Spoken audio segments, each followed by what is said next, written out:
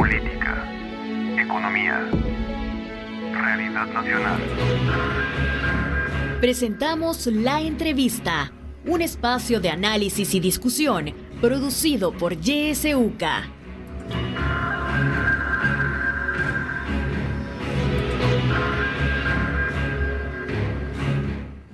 Gracias por su sintonía a Radio YSUCA. En este viernes, en este espacio de La Entrevista, vamos a hablar sobre la activación del Sistema Interamericano de Derechos Humanos. Para eso ya se encuentran con nosotros Ovidio Mauricio, él es director de Asociación Tutela Legal María Julia Hernández, y también José Lazo, del área de educación de Tutela Legal María Julia Hernández. Le vamos a dar la bienvenida en este momento, Ovidio. Buenos días. Bueno, gracias por permitirnos explicar un poco del trabajo que hacemos a la población. Así es, muchas gracias. José, bienvenido. Muchas gracias por acompañarnos. Buenos días, Imelda. Amigos y amigas, es un gusto poder compartir esta lucha que desde Tutela Legal María Julia Hernández se está llevando. Bueno, y es que justamente Tutela Legal María Julia Hernández, Azul Originario y la Fundación Hermano Mercedes Ruiz Fundamer han denunciado al Estado salvadoreño ante la Comisión Interamericana de Derechos Humanos, la CIDH, por vulneraciones a la vida, la libertad, integridad, protección judicial y garantías constitucionales de 152 personas detenidas durante el régimen de excepción. José, coméntenos por favor sobre esta denuncia que se ha realizado. Sí, bueno, esto es parte de lo que llamamos la protección de derechos humanos, ¿verdad? La protección nacional y la protección internacional. Cuando falla la protección interna o la protección nacional, las víctimas, sus familiares, pueden acudir al sistema. En este caso para nosotros sería el sistema interamericano, que es el que está más, más próximo, más a la mano. Igual está el sistema universal, igual hay otros sistemas en África, pero hablamos de dos grandes sistemas, ¿verdad? El sistema de Naciones Unidas y el sistema interamericano en el plano internacional, y en el plano nacional ya lo que debería ser, el deber ser el funcionamiento de las diferentes instituciones que deben garantizar derechos. Entonces, ¿qué es lo que ha pasado? Que el Estado, y aquí creo que hago un poco la acotación, es una denuncia contra el Estado de El Salvador, ¿no? Entonces el Estado a nivel interno le ha fallado a las víctimas que están detenidas de manera arbitraria e ilegal y, agreguemos, de manera injusta en el marco del régimen de excepción. Les ha fallado porque las familias, los familiares han hecho uso de un derecho que le da la Constitución en su artículo 11, que es el derecho al habeas corpus. Dice que toda persona tiene el derecho de hacer uso del habeas corpus, entiéndase exhibición personal también, ¿no? Pero solo Tutela Legal María Julia Hernández ha presentado alrededor de 250 casos a esta fecha, o digamos la semana anterior, de los cuales ninguno ni siquiera ha sido admitido, han sido presentados, pero ni siquiera la Sala de lo Constitucional, que es donde se han presentado, ha notificado de admitidos estos recursos. O sea, siendo un recurso que por su naturaleza debe ser ágil, debe tener una respuesta muy pronta, porque se supone que hay un riesgo inminente en las personas a favor de quienes se interpone el habeas corpus. Entonces, ¿qué tenemos? Que nuevamente las víctimas, los familiares han tenido que acudir, y yo diría, abro un paréntesis, quizás para vergüenza del Estado salvadoreño. Otra vez las víctimas tienen que buscar el amparo, tienen que buscar la justicia afuera y no dentro, porque aquí no hay respuesta. Esto es lo que se ha evidenciado. Justamente se han presentado a la comisión 152 casos. Todos estos casos, hay que decir, son aquellos que ya han cumplido el tiempo más que suficiente a través del habeas corpus, donde el Estado tendría que haber dado respuesta, es decir, la Sala de lo Constitucional, que es la que debe resolver este tipo de procedimientos. Entonces son 152 casos que se han presentado. Hay que decir, Imelda y amigos y amigas, que es la primera, activación a nivel masiva que se hace de estos casos, porque ya otra abogada había presentado un caso ante la comisión hace unos 2 meses. Este sería la segunda, vez que se acude a la CIDH en el marco del régimen de excepción. Entonces, insisto, quizás para vergüenza, ¿no? Y no quizás, sino lastimosamente tenemos que decirlo, nuevamente el Estado está señalado internacionalmente de manera formal con esta denuncia de no atender el tema de justicia de sus conciudadanos y conciudadanas. Sí. Ovidio, ¿cómo funciona el sistema interamericano de derechos humanos y qué tanta posibilidad hay de que pueda realmente responder a esas demandas que están haciendo las víctimas en el marco del régimen de excepción?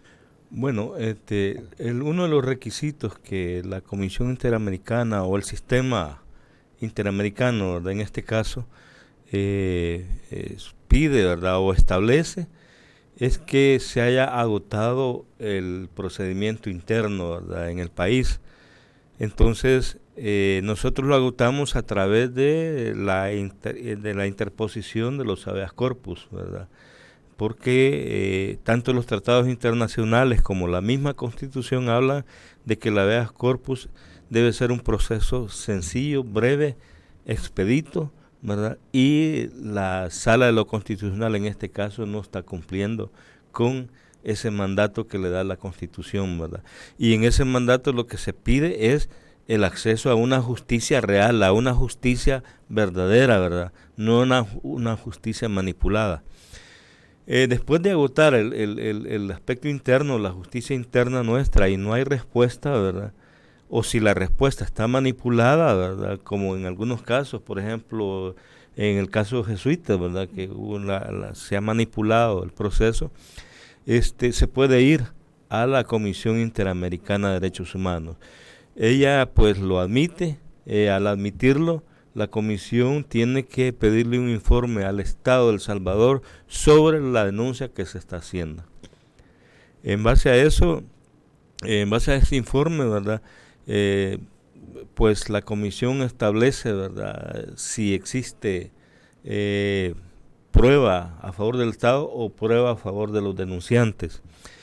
El problema aquí en el proceso internacional, en el proceso ante la comisión, es que la prueba ya no le corresponde a la víctima, sino la prueba le corresponde al Estado, a probar que está trabajando bien. No es la víctima que tiene que probar que es inocente, ¿verdad?, sino como que está ocurriendo en como este ocurre momento en acá. este momento, ¿verdad? Entonces, o sea, la presunción de inocencia existe allá. En este momento en nuestro país, la presunción de inocencia, que es constitucional, ¿verdad?, en todo un proceso debe de haber presunción de inocencia, no existe. Lejos de eso, se está aplicando presunción de culpabilidad, un estándar contrario a todo sistema de justicia en el mundo, ¿verdad? Entonces, la comisión le pide probar al Estado que no está cometiendo violaciones a derechos humanos.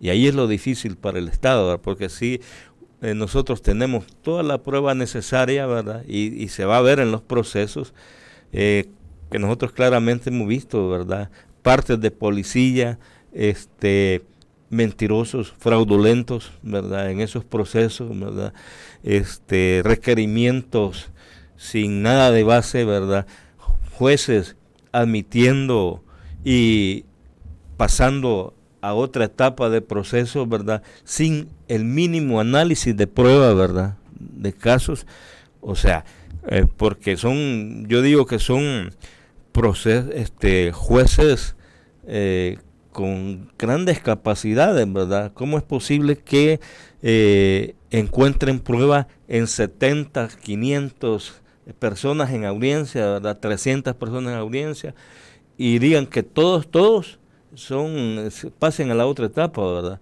O sea, no pueden analizar, y capturados todos en diferentes lugares. Esos jueces son súper poderosos, súper capacitados, ¿verdad? Entonces, ahí está la falla del Estado, ¿verdad? Que solo están siguiendo jueces una línea. El sistema de justicia está cooptado. Entonces, eso es fácil para probarlo nosotros en la comisión. Lo que no va a poder probar es las violaciones que está cometiendo. Entonces, después la comisión, ante el informe del Estado, lo que tiene que hacer es una solución amistosa en cada caso, ¿verdad? En cada caso, imagínense, son 152 casos ahorita, los nuestros. En cada caso tiene que buscar una solución amistosa con los familiares y con la víctima.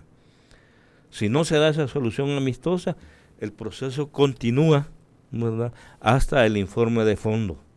Esa solución amistosa, ¿cuál es como el una término? conciliación. Una conciliación. Que el Estado admite y busca cómo llegar a un acuerdo con la víctima, ¿verdad? Si no responde, si no se ponen de acuerdo, responde, entonces el proceso sigue, sí. y la comisión dicta un informe de fondo. Ese informe de fondo es prácticamente una resolución, Sí. en donde puede condenar al Estado, ¿verdad? Posteriormente, el sistema puede decir la comisión, y eso es lo que le estamos pidiendo en el escrito, ¿verdad?, que remita lo más pronto posible después del informe de fondo a la Corte, a la instancia superior, a la Corte Interamericana de Derechos Humanos, ¿verdad? Entonces, ese puede ser el siguiente paso. De una vez ustedes lo solicitan. De una vez lo solicitamos. Ajá. Que si el Estado salvadoreño es condenado, entonces pasa el caso a la Corte Interamericana. Además, estamos solicitando que esos 152 casos no son todos, ¿verdad?, sino que tenemos otros casos que estamos documentando, ¿verdad?, contra el Estado, que por eso deje la lista abierta, ¿verdad?, porque tenemos alrededor de 250 casos, solo hemos presentado 152, o sea, es una gran cantidad de casos, ¿verdad?, y otras organizaciones tienen otros casos, o sea, y claramente se ve la situación de aplicar un proceso inquisitivo para este gobierno, para estos policías, para el ejército, para el ministro de Defensa, para la Sala de lo Constitucional. Todos son pandilleros y no es posible porque nosotros hemos documentado los casos. Hay trabajadores con gente, incluso pequeños empresarios, ¿verdad?, que están aplicándoles la misma situación, ¿verdad? No quiero decir que a los pandilleros también se les haga lo que quieran, ¿verdad? No, debe de hacerse un debido proceso, cumplir con la ley, y es lo que menos ha hecho este gobierno en todo su quehacer, ¿verdad? No ha cumplido la ley ni la misma Constitución. Sí. Ovidio, ¿hay un plazo para que la CIDH responda a esta denuncia que ustedes han realizado? No hay un plazo, ¿verdad? Pero sí, hay, ¿cómo le podría decir? Por ejemplo, cuando se le pide al Estado informe, ¿verdad? Y si el Estado no informa, a prudencia, de acuerdo a la comisión, prudencialmente va a contemplar pedirle unas 2 o 3 veces el informe. Si no lo hace, entonces que continúa con el proceso, ¿verdad? O sea, no hay proceso. Recordemos que la comisión tiene una serie de casos, ¿verdad?, de toda América, ¿verdad?, y que tiene que estar viendo los procesos. Además, no tiene las audiencias continuas, ¿verdad? Tiene que estar señalando continuamente algunas y no puede ver todos los casos de una sola vez. Pero sí, lo que nosotros buscamos no es que se hable del tema del régimen de sección injusto, del régimen de procesos inquisitivos, sino que esta gente, que esta víctima, de alguna manera sean reparadas por el Estado, ¿verdad? Porque ahorita las detenciones estas injustas no solo afecta al detenido, sino está afectando a su familia, a menores de edad que han quedado huérfanos porque sus padres han sido capturados. ¿Y qué está haciendo? Estos menores van a crecer con cariño. Estos menores están siendo atendidos por vecinos en algunos momentos, en algunas comunidades, ¿verdad? Sí. Eso es lo que está pasando. Ovidio, para seguir profundizando en esto del funcionamiento del Sistema Interamericano de Derechos Humanos, bueno, usted ha mencionado sobre si el Estado salvadoreño es condenado por la CIDH, entonces el caso pasa a la Corte Interamericana de Derechos Humanos, que es el procedimiento. No puede ir un caso directamente a la Corte, sino que tiene que pasar, ¿verdad? Primero por la CIDH. ¿Qué pasaría en este caso? Es decir, para tener una idea, ¿verdad?, de la cuestión de si el Estado es condenado y pasa a la Corte, ¿qué pasa ya en esa etapa? La Corte puede también, y ahí se puede también presentar más pruebas del proceso. También el Estado puede presentar prueba de descargo, ¿verdad? Si es que la encuentra, ¿verdad? Pero aquí claramente se han visto las violaciones del debido proceso, un proceso inquisitivo y todo eso. Entonces, es posible entonces que la Corte también dicte una condena al Estado de El Salvador, y esa sí es vinculante, ¿verdad? Aunque no quiera el Estado, esa situación es vinculante, ¿verdad? Y ahí sí tiene que cumplir con las recomendaciones que dé la Corte, ¿verdad? Y abrir los procesos contra los violadores de derechos humanos. En estos casos hay muchos violadores, ¿verdad? En este caso, desde la policía, desde el ministro de Defensa, el mismo presidente, ¿verdad? El ministro de Justicia, ¿verdad? Los magistrados de la Sala de lo Constitucional, ¿verdad? Hay una serie de funcionarios violando ese derecho que tiene la gente a la integridad física, a la libertad, ¿verdad? Incluso a su vida, porque muchas de estas personas han fallecido por no haber sido atendidas dentro del penal como corresponde. Sí. José, usted mencionaba que lamentablemente las víctimas han tenido que volver a ir a instancias internacionales porque no han encontrado justicia aquí en el país. El Sistema Interamericano de Derechos Humanos justamente ya se ha activado en casos del pasado. Coméntenos sobre cuál ha sido, qué tipo de casos ha conocido la Corte Interamericana de Derechos Humanos y la Comisión Interamericana de Derechos Humanos hasta ahora. Bueno, siguiendo el hilo de lo que decía Ovidio, en la Corte, por desaparición forzada de niñez durante el conflicto armado, El Salvador ha sido condenado en 3 ocasiones. El primer caso que se llevó primero obviamente, como lo he explicado en el video, pasa a la comisión y dependiendo si el Estado muestra mala voluntad en ese informe de fondo que emite, pues o la comisión considera si hay elementos para que pase a la Corte. En este caso, la Corte ha sentenciado en 3 ocasiones al Estado salvadoreño. Son casos que ha llevado la Asociación Pro Búsqueda. Y entiendo que hay un cuarto proceso, ¿verdad?, también activado en la CIDH por desaparición forzada de niñez. Entonces, no es primera vez. Pareciera que se está convirtiendo ya en una cosa cotidiana, ¿no? Pero, insisto, yo lo digo así muy... debe ser un motivo de vergüenza, ¿verdad?, para El Salvador estar siendo llevado continuamente a estos tribunales. También el caso Monseñor Romero, por supuesto, que ha tenido que ser de conocimiento del sistema interamericano. En este caso, pues ahí están un conjunto de resoluciones sin cumplir, como ha sido también la nota característica, ¿verdad? En las 3 sentencias de niñez desaparecida, pues se han cumplido las condiciones, ¿verdad?, más fáciles.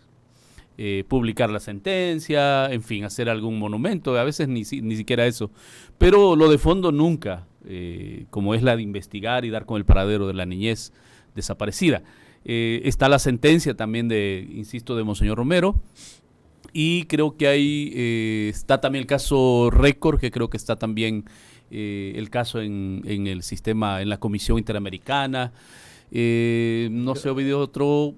Bueno, esos son los que yo recuerdo hoy por hoy, pero hay otros casos que digamos son de otro conjunto de derechos, ¿no? En salud ha habido también demandas, ¿verdad?, en esta línea, pero quizás de los que más ha llevado la Asociación Tutela Legal, pues están estos, ¿no?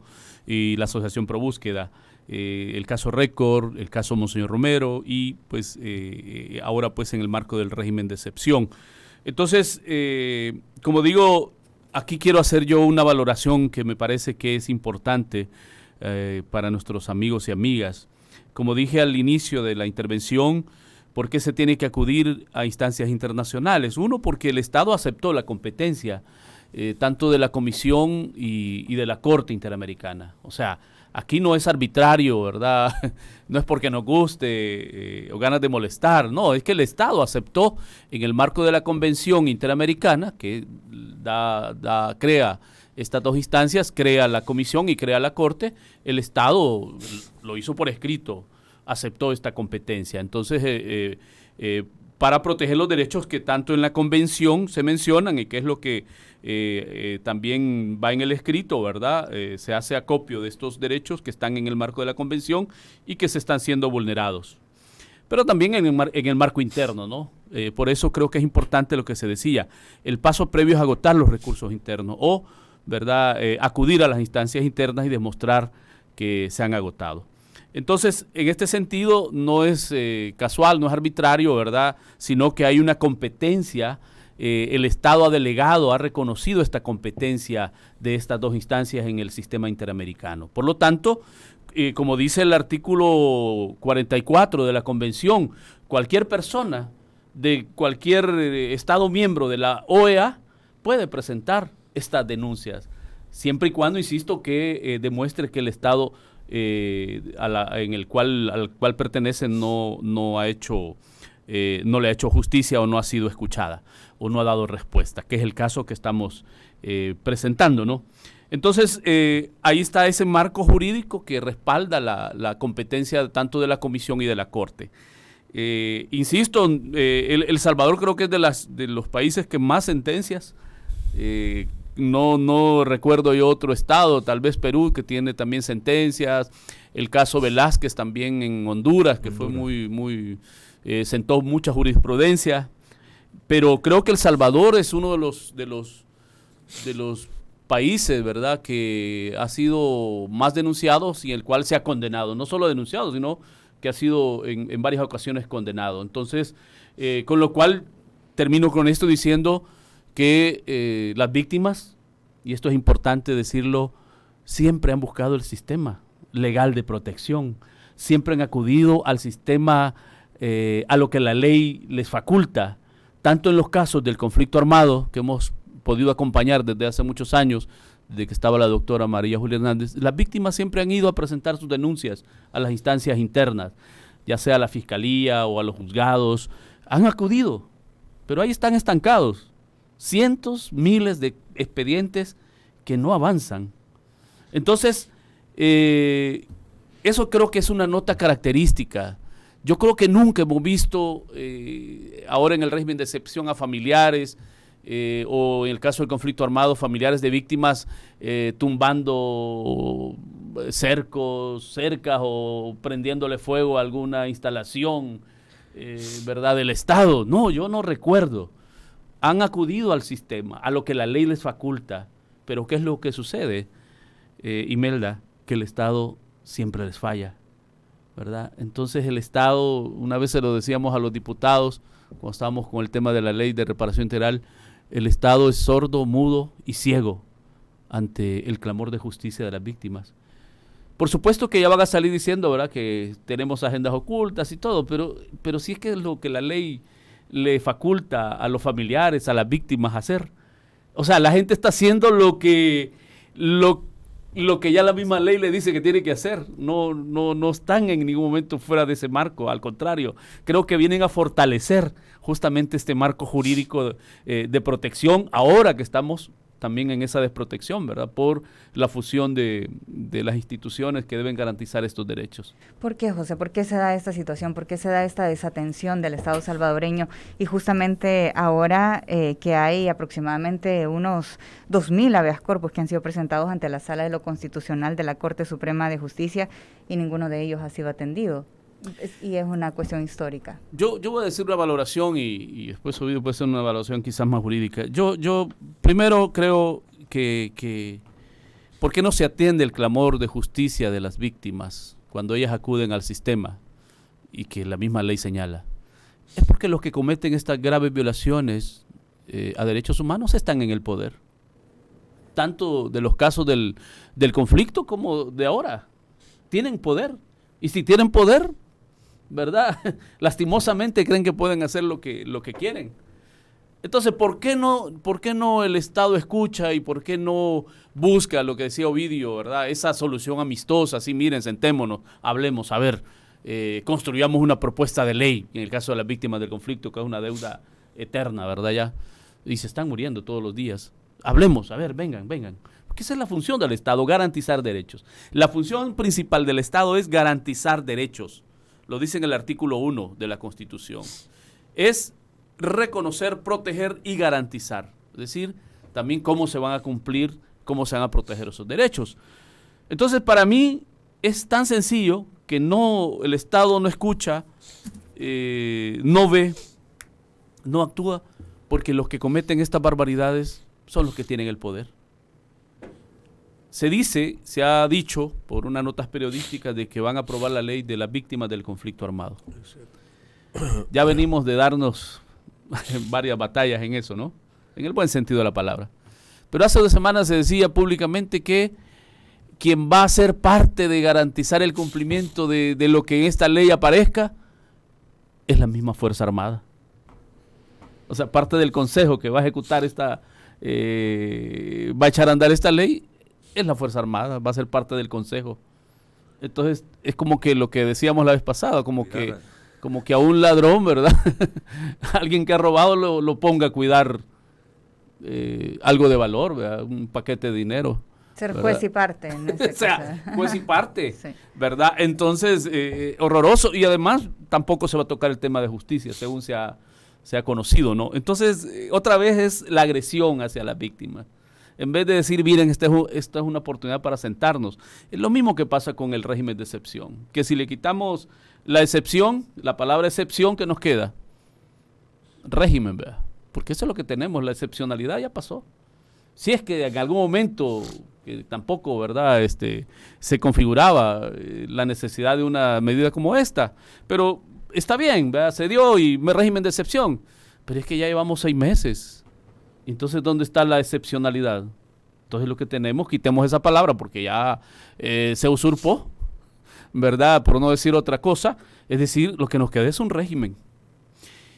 El otro día estábamos aquí en una clase en la UCA con un grupo en un diplomado y un joven me preguntaba y me decía, mire, podemos decir, bueno, me dirigía a mí la pregunta, ¿no?, si estamos en una democracia todavía o no.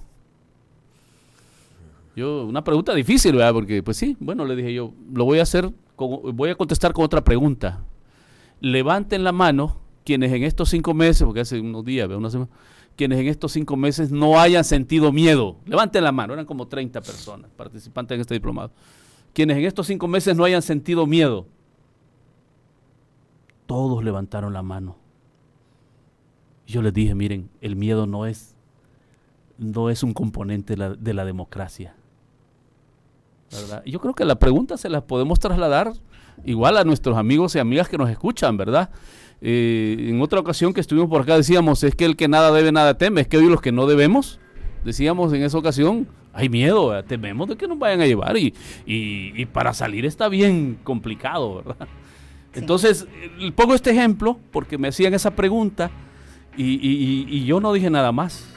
Se la respondieron ellos mismos. Yo les dije, levanten la mano quienes no han sentido miedo de que les pase algo, de que van a ser, tal vez no llevado, pero ¿verdad?, un par de patadas o ¿verdad?, chulonear, ¿verdad?, para ver si tienen tatuaje y todo eso.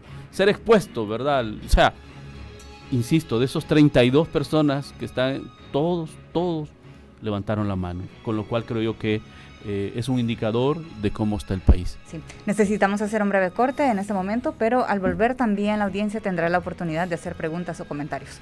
Así es que no nos cambien, volvemos de inmediato.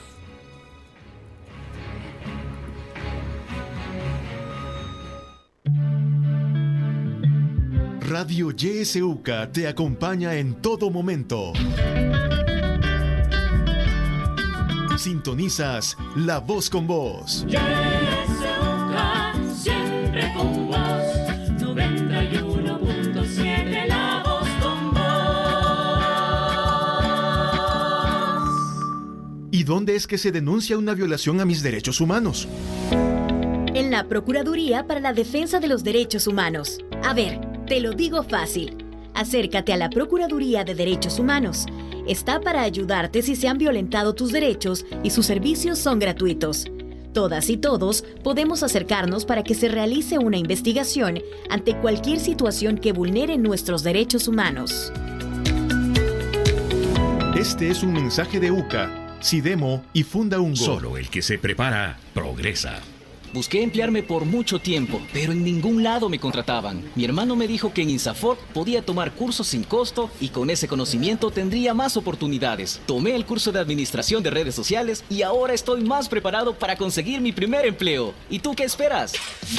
Encuentra en insafor.org.sb y en capacitateParaElEmpleo.org el curso ideal para ti y comienza a cambiar tu futuro desde hoy. Porque aprender te abre puertas. Insafor, formando un mejor El Salvador.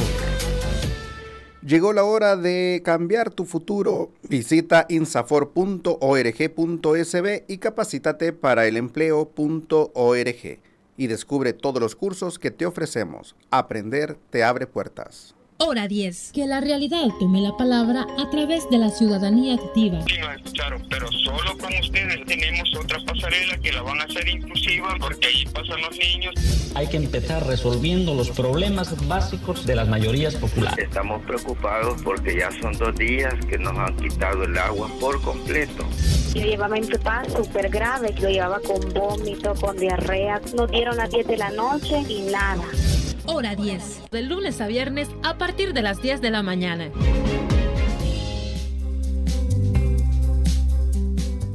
No te pierdas en YSUCA la franja de la academia. Los viernes a las 7 de la noche te presentamos Abriendo Puertas, un espacio crítico, analítico e incluyente, producido por el Departamento de Sociología y Ciencias Políticas de la UCA. Recuerda, Abriendo Puertas, todos los viernes a las 7 de la noche por YSUCA. Sintoniza Radio YSUCA en el 91.7 del FM. La voz con vos.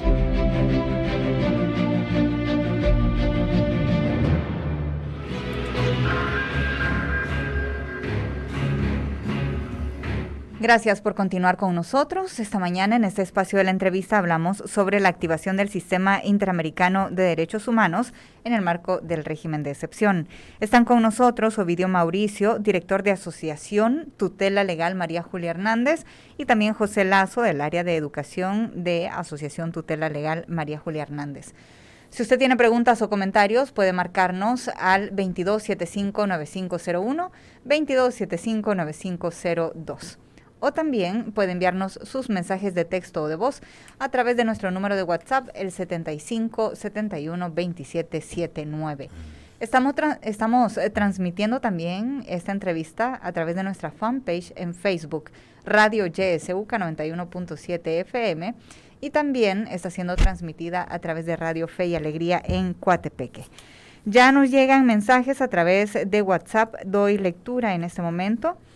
Dice, buenos días a todos. Aún depende, hacen la pregunta si aún depende tutela legal del Arzobispado de San Salvador.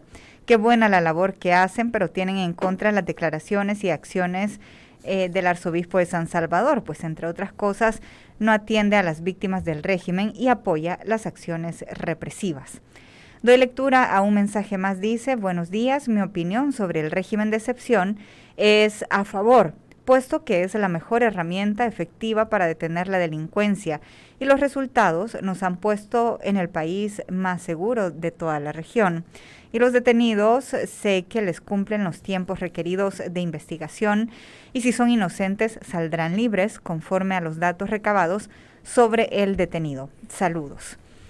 Un mensaje más dice, buenos días y un saludo a sus invitados. ¿Nos pueden decir por qué la Comisión Interamericana de Derechos Humanos no se pronunciaba con los anteriores gobiernos? Las víctimas de los pandilleros nunca les importó. Le damos paso en ese momento a Ovidio para que pueda brindarnos sus comentarios. Adelante, Ovidio. Bueno, la primera pregunta era con lo de que no sé si pertenecíamos al arzobispado. Bueno, sí estuvimos en un momento en el arzobispado como tutela legal del arzobispado, pero en septiembre del 2013, ¿verdad? El arzobispo actual decidió disolver la oficina, pues, y nosotros nos conformamos como una ONG. Lamentable lo que el arzobispo ha manifestado, ¿verdad? Creo que debió de asesorarse, ¿verdad? Y pues dar una mejor posición o simplemente, si no conocía el tema, pues quedarse en silencio. Eso es lo que pienso, ¿verdad? Respeto mucho a la Iglesia Católica, que la Iglesia Católica no es él, ¿verdad? La Iglesia Católica somos todos los laicos, ¿verdad?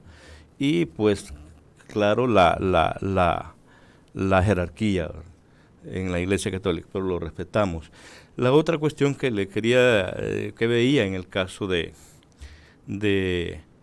si la comisión, pues, ¿por qué no actuaba? Bueno, la comisión actúa a instancia de parte, primero, ¿verdad? O sea, no puede venir la comisión y yo voy a hacer esto. No, necesita que alguien denuncie un caso, ¿verdad?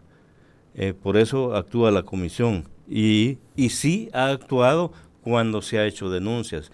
Desde los casos del conflicto, ¿verdad?, la desaparición de niños que hablaba José, ¿verdad?, durante el conflicto, pues la comisión estuvo actuando, incluso la Corte, ¿verdad?, hay sentencias de la Corte.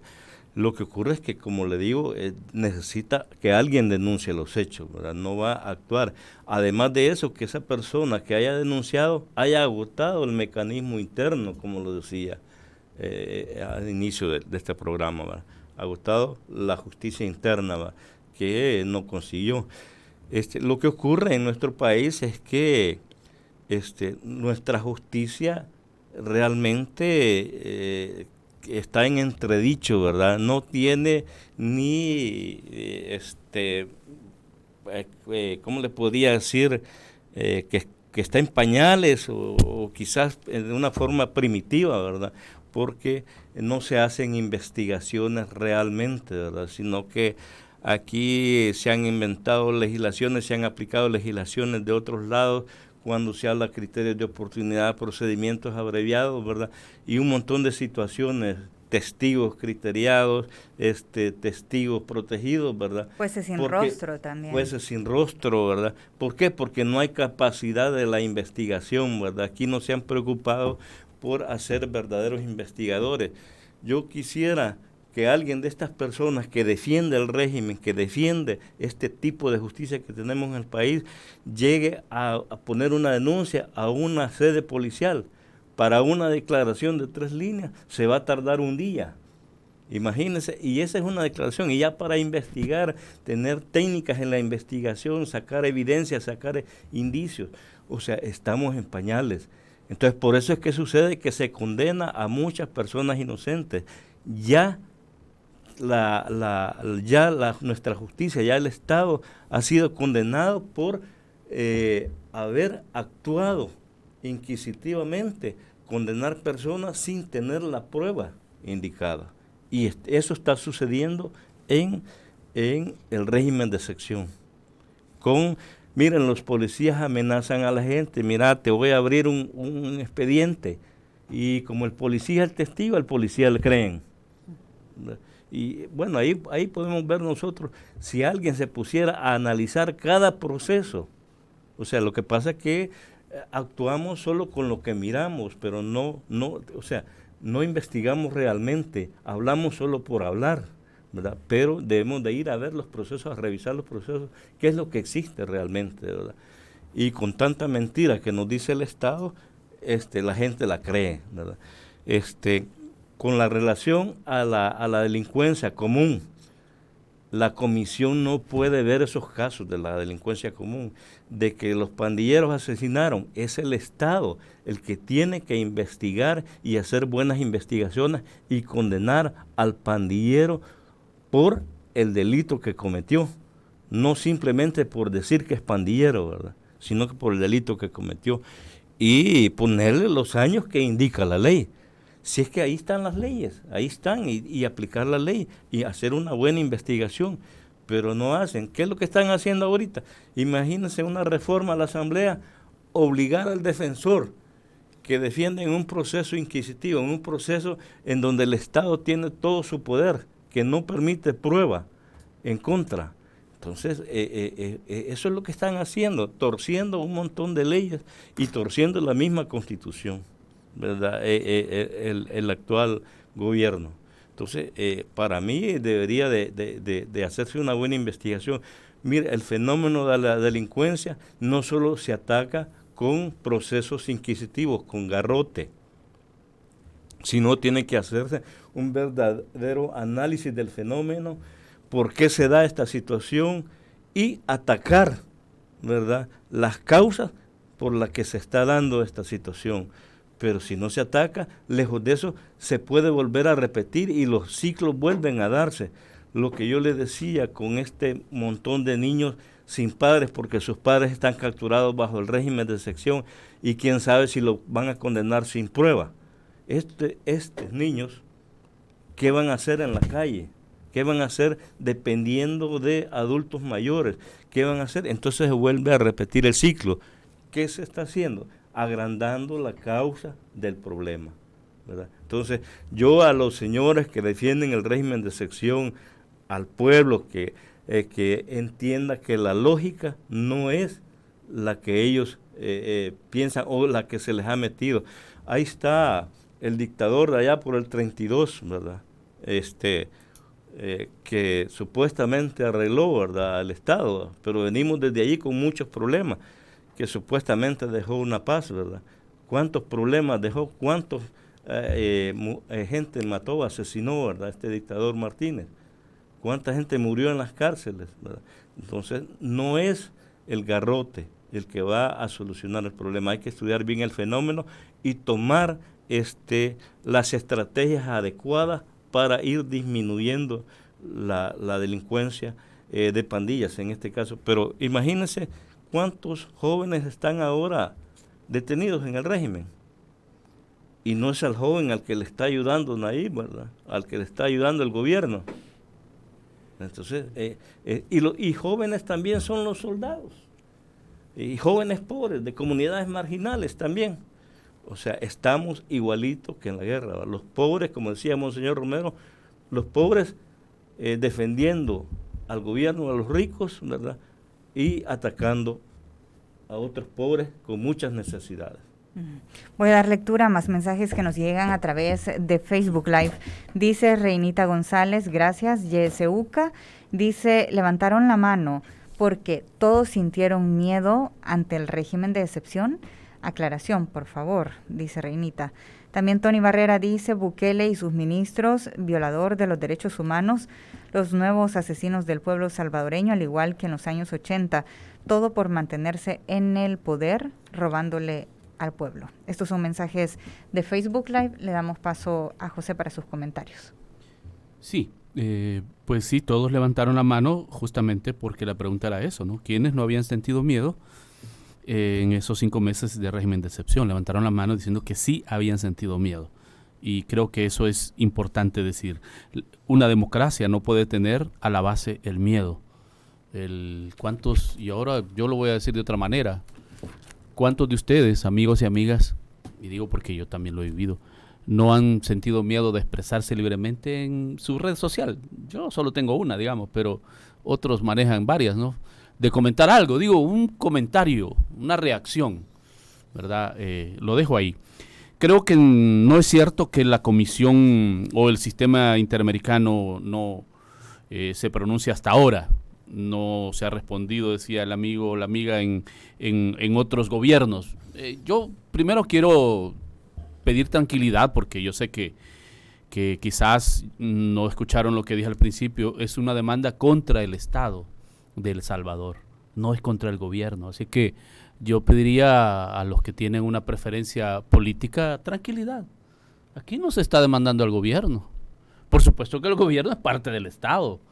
Y a través de relaciones exteriores se canalizarán, ¿verdad?, las notificaciones, pero si somos más acuciosos vamos a ver que el tema de fondo es un poco el tema judicial. O sea, entonces yo quiero que también, ¿verdad?, no la preferencia por un partido pues no nos haga ciegos, ¿verdad?, sino que tengamos también la objetividad. Es contra el Estado de El Salvador, ¿verdad? Ahora, pues hay una administración, pues ni modo, hay una parte que le toca a él en el sentido de dar trámite a lo que la comisión en su momento pues pida, ¿verdad? Si es que lo va a hacer. Esperemos que sí. En otras ocasiones, yo personalmente he ido pues a otras audiencias, en otros gobiernos, ¿verdad?, con audiencias temáticas. No es solo esta forma, ¿verdad?, que hoy a través del cual se ha activado el sistema, también hay audiencias temáticas donde las organizaciones o cualquier ciudadano puede pedir una audiencia al sistema interamericano, y ahí está la representación del Estado, está la representación de sociedad civil, ¿verdad? Y es un careo prácticamente que uno sostiene con los jueces y juezas de la comisión. Entonces aquí en el año hay muchas audiencias temáticas, digamos, ¿verdad?, o que se piden, pues, dependiendo un poco de lo que esté pasando. Entonces, igual, pues, se emiten resoluciones, a veces desde ahí, pues, se queda en esas audiencias con la representación del Estado, cómo se va a administrar esta solución. Entonces, no es cierto, al menos en una que yo estuve era otro gobierno, ¿verdad? Entonces, y así los casos como he mencionado, a nivel de sentencias de la Corte, pues no son de este gobierno, ¿verdad?, son de otros gobiernos pasados. Entonces yo creo que hay que ser también bastante un poco en el lenguaje que usamos, ¿verdad?, porque de repente yo sé que eso está de moda ahora, no confundir, pero no es cierto. Entonces, es más, si miramos todos los antecedentes son de otras épocas, ¿verdad? Entonces, a favor del régimen, bueno, yo creo que ahí, como lo decíamos también una vez, ¿verdad?, alguien decía que somos detractores de los derechos humanos hasta que nos toca a nosotros, ¿verdad?, o nosotras. Y pues ojalá que el amigo o la amiga que decía que ella está a favor del régimen, pues no vaya a verse en una situación, ¿verdad?, como las que están miles de familias en este país. Si ya van cerca de 53,000 detenidos, pues estamos hablando de miles de familias. De verdad le decimos, esperemos, ¿verdad?, usted que apoya al régimen, que no se lo vayan a llevar porque anda un tatuaje artístico. También feo, en ese diplomado una chica comentaba, ¿no?, es una persona profesional, y dijo, yo tengo miedo porque yo tengo unos tatuajes artísticos, y por ahí alguien dijo que eso es algo diabólico, hacerse tatuajes, ¿verdad? Entonces, es decir, el tema es que el régimen de excepción dejó abiertas esas grietas, como que la decisión la toma el policía o la toma el soldado, si te lleva o no te lleva. Eso lo dijo el presidente, ¿verdad? O sea, no estamos diciendo nada inventado, lo dijo en el primer tuit o segundo que sacó, que la decisión al final, dijo, recae en el policía o en el soldado si te lleva o no. Ese es el problema, ¿verdad? Y lo segundo es que admitió justamente días después que había un error, un margen de error de un 1%, no sé si se acuerdan. Y eso es gravísimo, ¿verdad?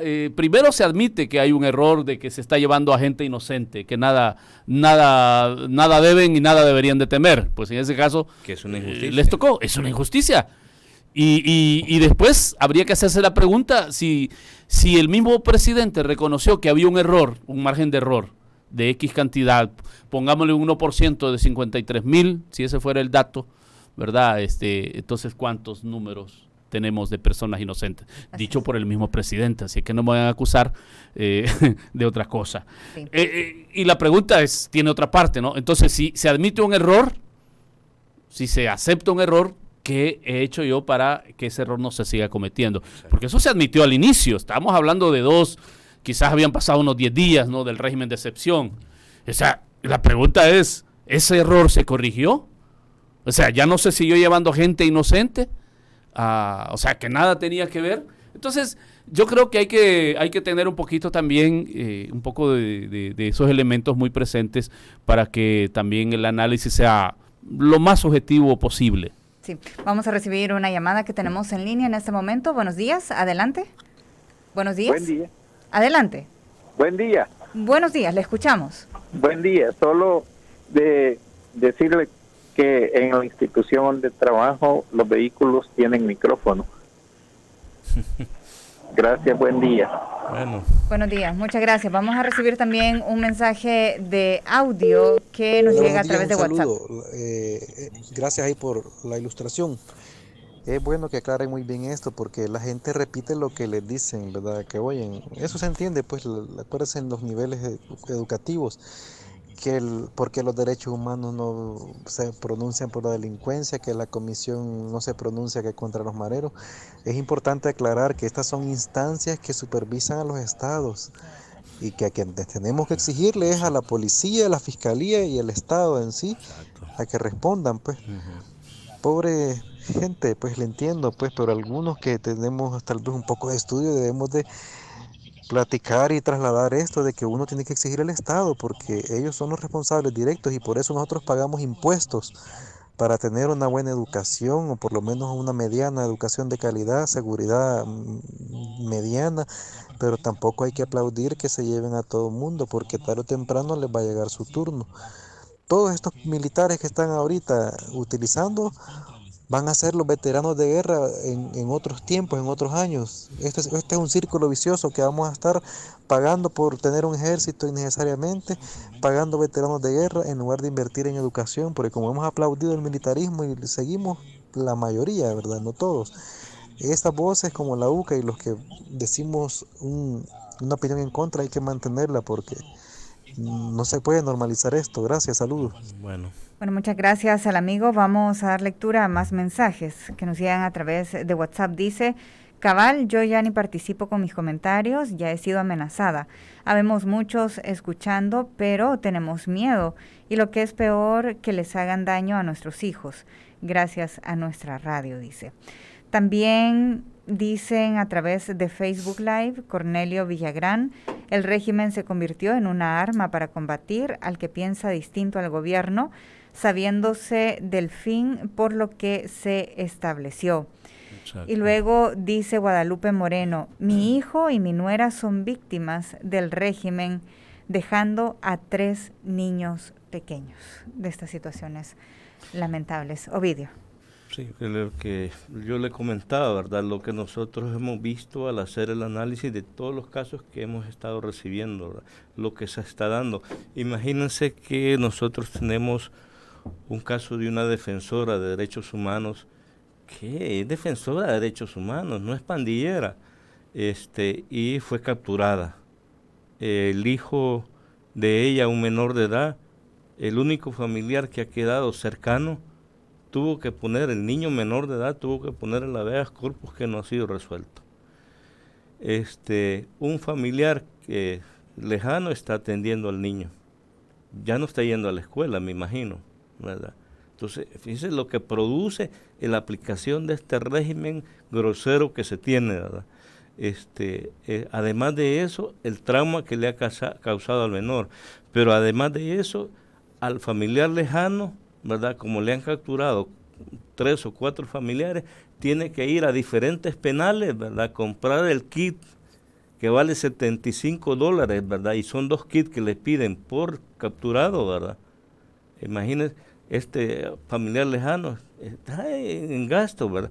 Y estar visitando el penal, ¿verdad? Para poder menos decirte que está vivo o que está ahí todavía, que información que cuesta que se la den, ¿verdad?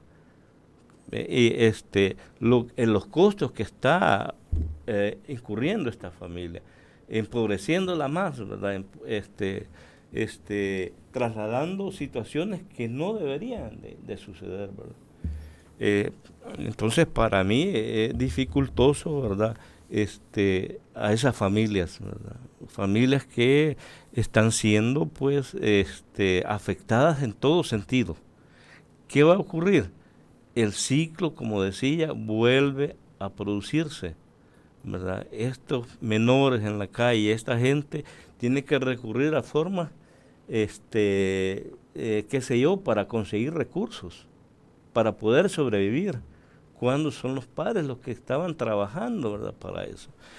Pero yo quería agregar una cuestión, que cómo el régimen confunde a la población, cómo utiliza la mentira y la confusión.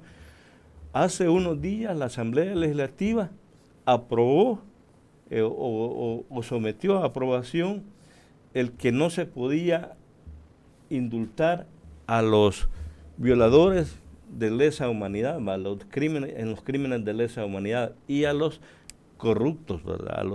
A los que habían cometido delitos de corrupción. No se le iba a indultar. Y para mí está bien, pues, ¿verdad? Pero ¿qué es lo que sucede con la ley transicional que quieren aprobar también? A la Fuerza Armada, a los miembros de la Fuerza Armada no se les va a poder procesar. ¿Y en qué quedamos, pues? No se les va a poder indultar, pero tampoco se les va a procesar. ¿Cómo confunden a la población? Ahí vean un ejemplo de confusión y cómo entonces Y en los delitos de lesa humanidad, ¿quiénes son los principales actores?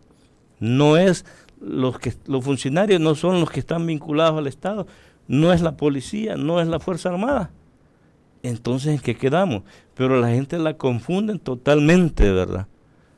Ahí es claro, ese ejemplo es claro de confusión. Cómo confunden a la gente, y la gente cree en el Estado, cree en lo que le están diciendo. Están desarmonizando un cuerpo de leyes que va a ser legislaciones que no concuerdan con el articulado de la Constitución.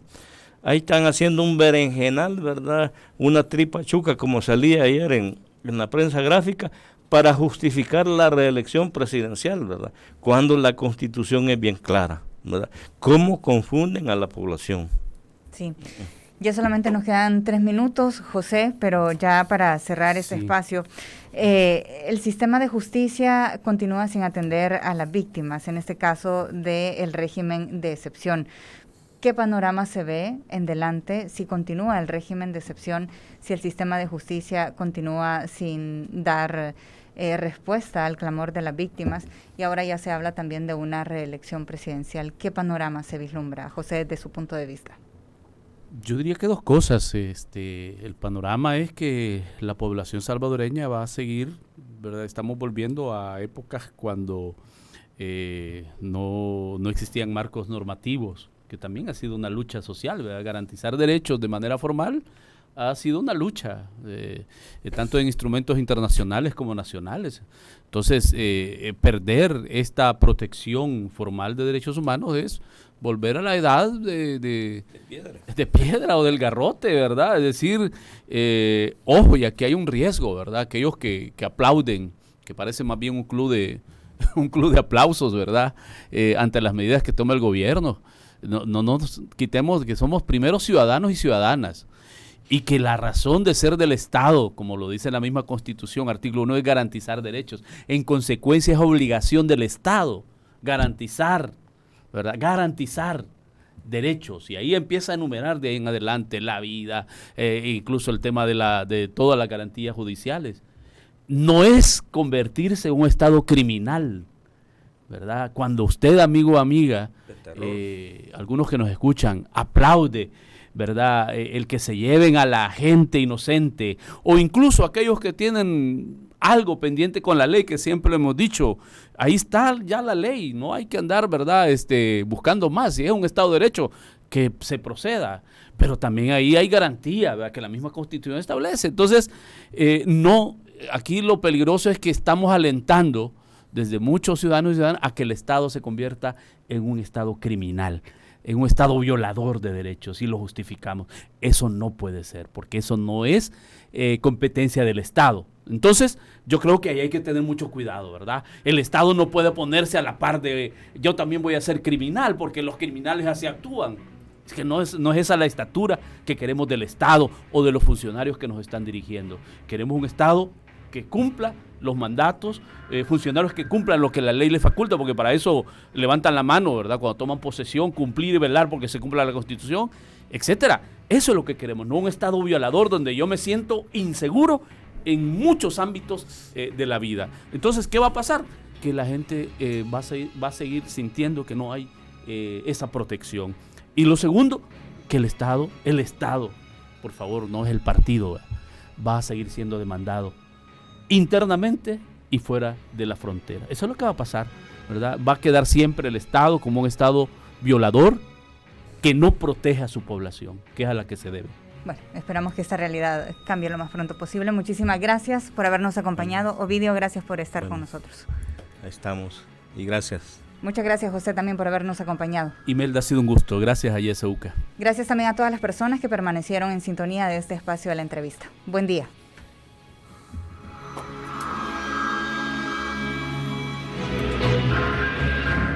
Esta fue La Entrevista. Te invitamos a que no te pierdas nuestra próxima emisión.